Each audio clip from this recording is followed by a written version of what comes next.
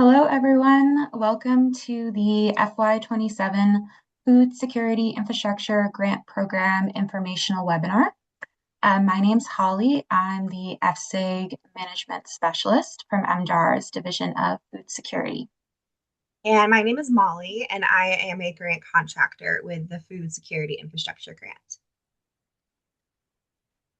So before we get started, I just wanted to say that this recording and the presentation slides are posted on our application webpage, which is linked here. So today we're going to go over the FSIG priorities. We're going to provide an overview of the grant timeline. We'll provide an overview of the FY27 RFR. We'll talk about the application and submission process. We'll provide an overview of the review process and guidance for submitting questions. And this webinar is really more high-level information about the grant opportunity. So we won't be able to cover everything outlined in the RFR. So highly encourage you to read through that if you're interested.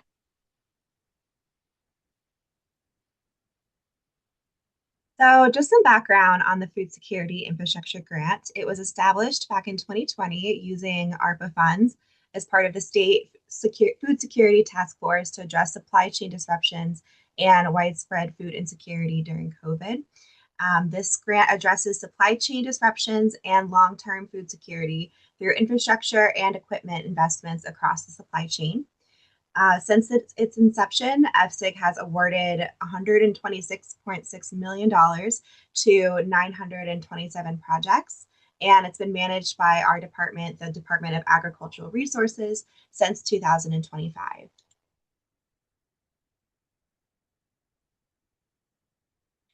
So the overall goals of the grant program are to fund infrastructure projects that increase local food production and consumption, enhance mid-supply chain capacity for processing, storage, and distribution for local markets, and build and ensure a more safe, resilient, and accessible food supply, especially during periods of widespread food insecurity and supply chain disruptions. And the goal is to also benefit underserved and or under-resourced communities. And local food is defined here through this program as edible food products grown, raised, harvested, or wild, caught / produced and consumed within the Commonwealth. So for FY27, here are some of our priorities. We're hoping to increase the supply or availability of affordable, nutritious, and or locally produced foods for underserved and under-resourced communities. We hope to address food supply system vulnerabilities that could lead to shortages during extreme weather events or disruptions, and expand capacity for aggregation, processing, manufacturing, and or distribution of locally grown, raised, or caught foods to Massachusetts consumers. So some general overview of the grant. It's capital infrastructure only. So that means durable equipment that will last 5+ years, and if necessary, contracted labor costs. So unfortunately, this grant program does not cover things like staff costs or general operating supplies, things like that. It is a reimbursement program, and the contracts run through June 30th, 2027.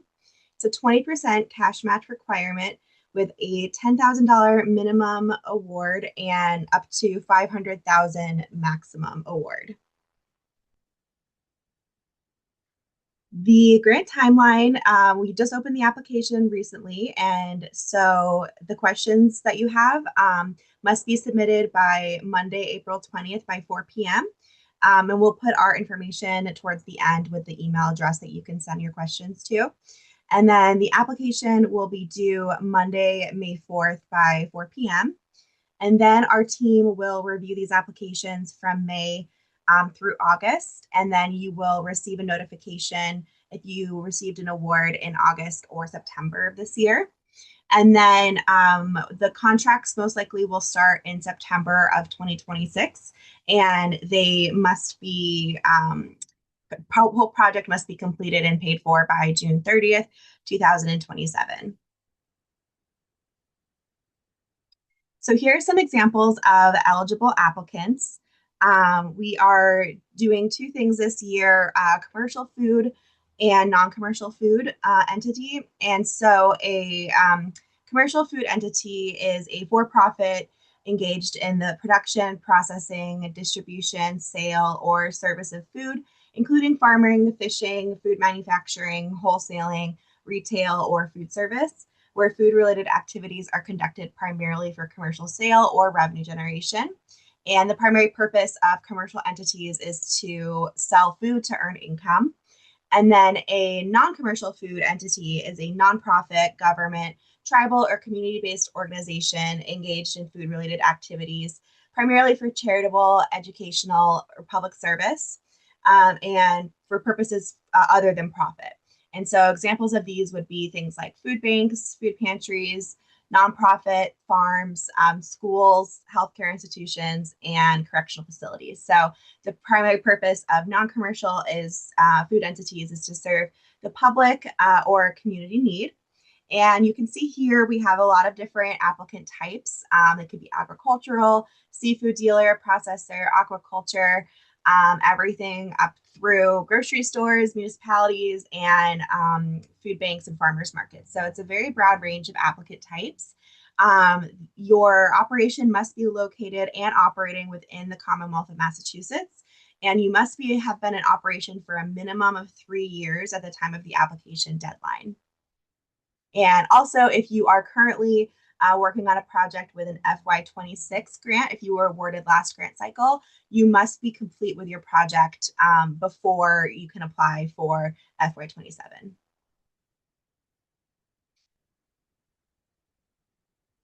And so we have a couple of different project types.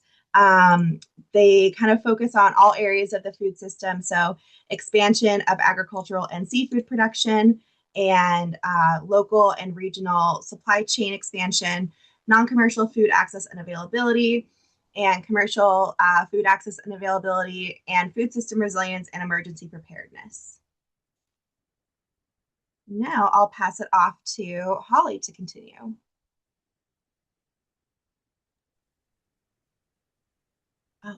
Thanks, Molly. So now we'll go over the different project types. So if you're applying to this grant, you need to select one of the 5 project types that Molly just went over. So the first project type is expansion of agriculture and seafood production.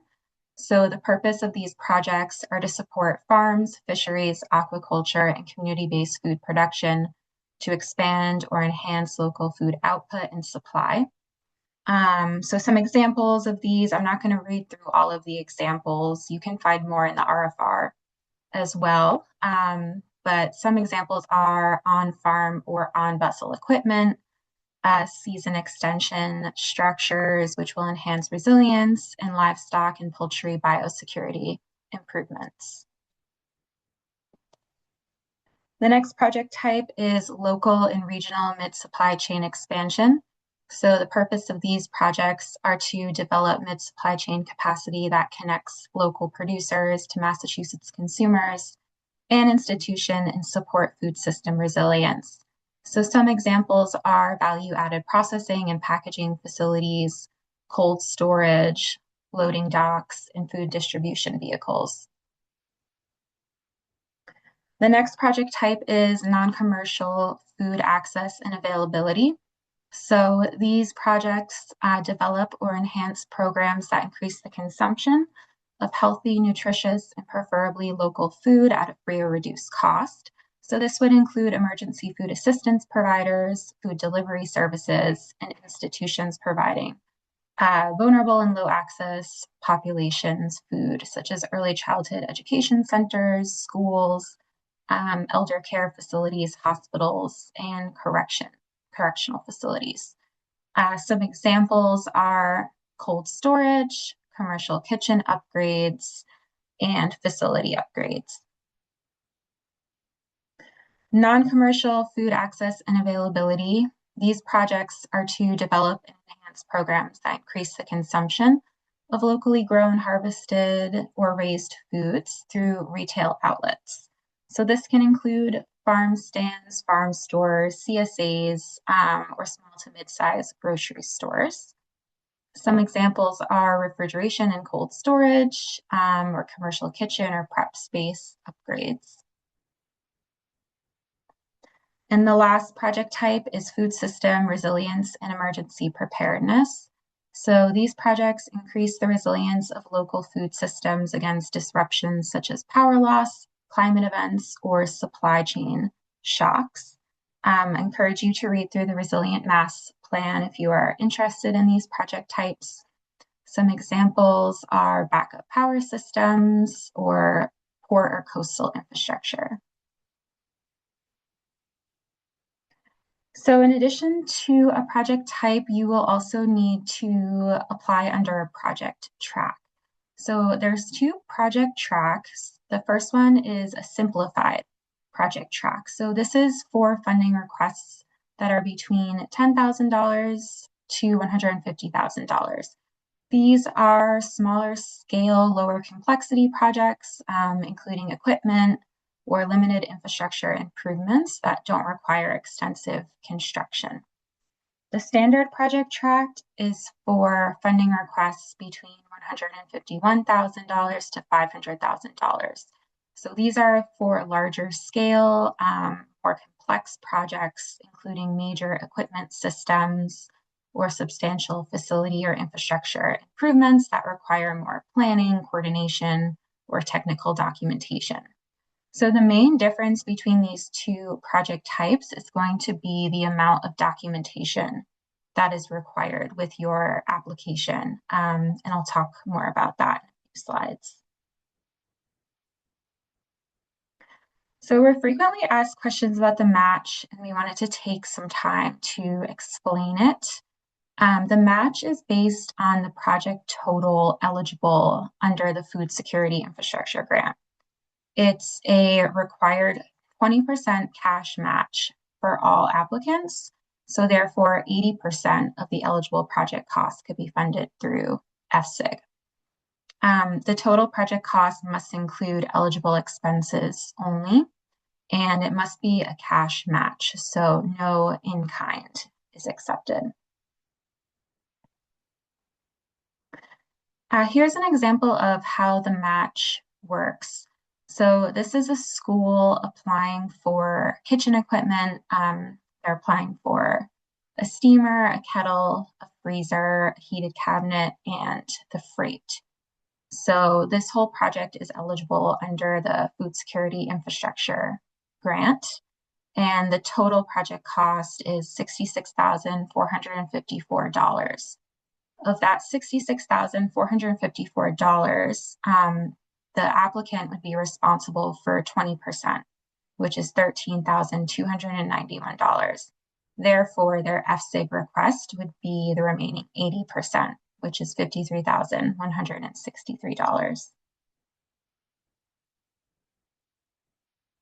So moving into the evaluation criteria, applications will be evaluated based on this criteria. It's really important because the application and the score sheet directly align with this criteria.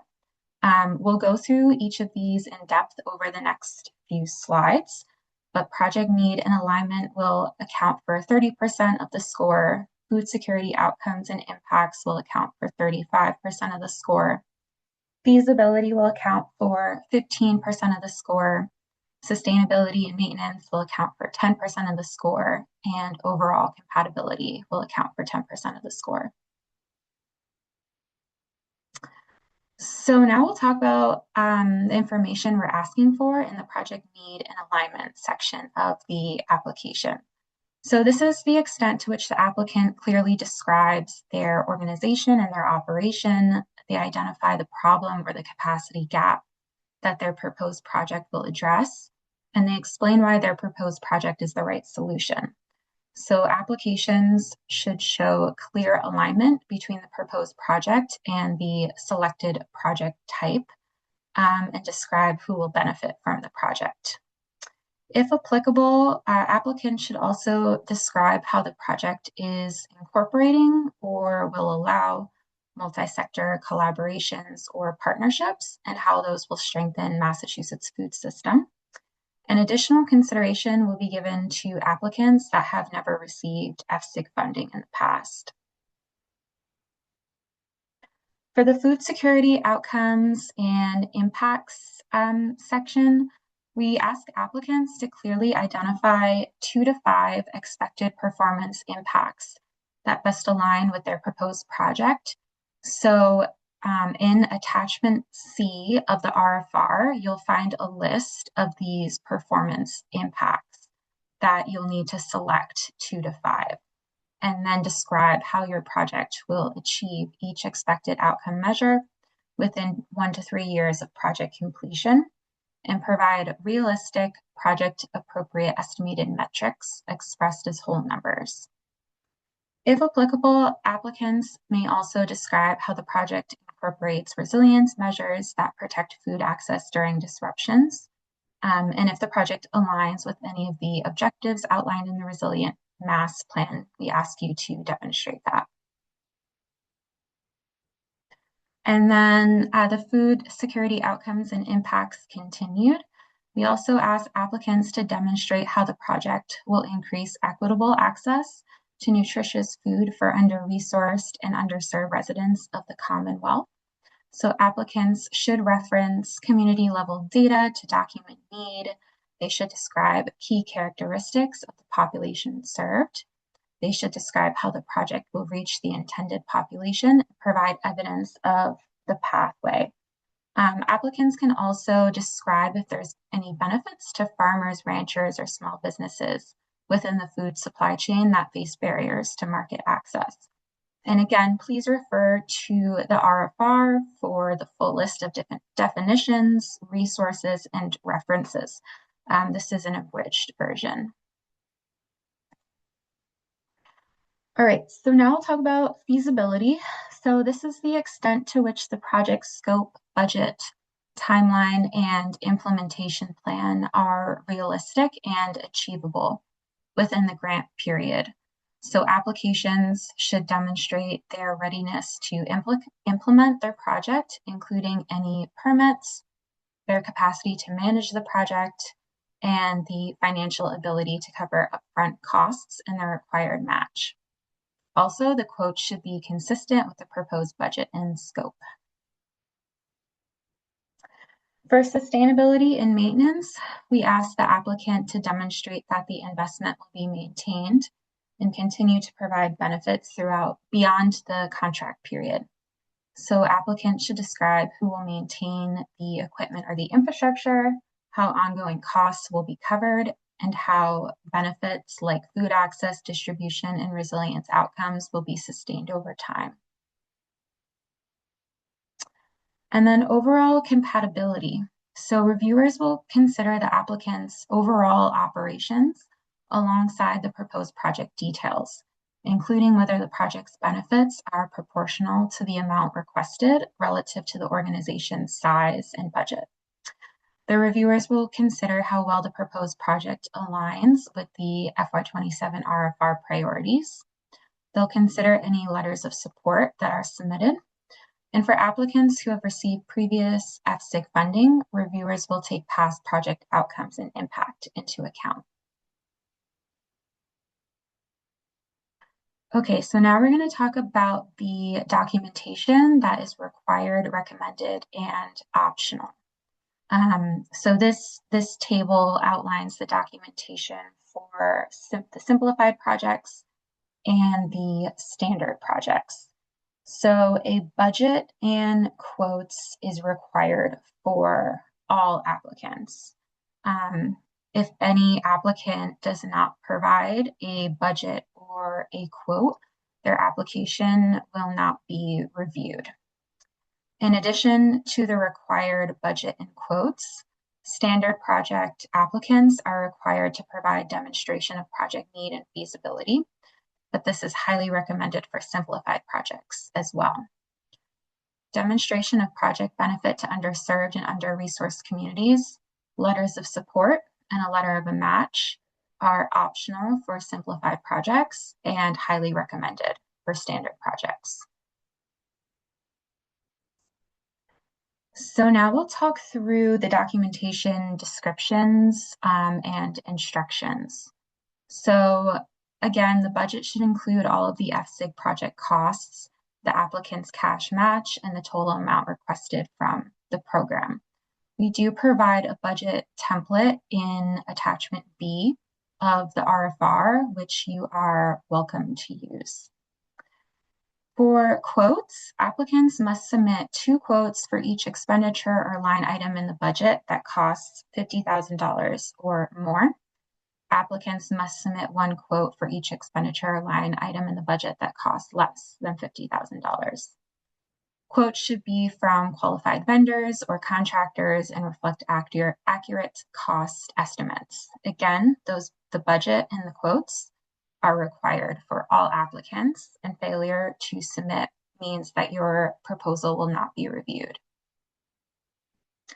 Demonstration of project need and feasibility required for standard projects may include organizational planning and feasibility documents created or updated within the last 3 years that demonstrate the applicant's operational readiness and strategic direction. Some examples include a business plan, a strategic plan, or a SWOT analysis, as well as a project feasibility study, market analysis, or a recent report identifying a gap within the food system.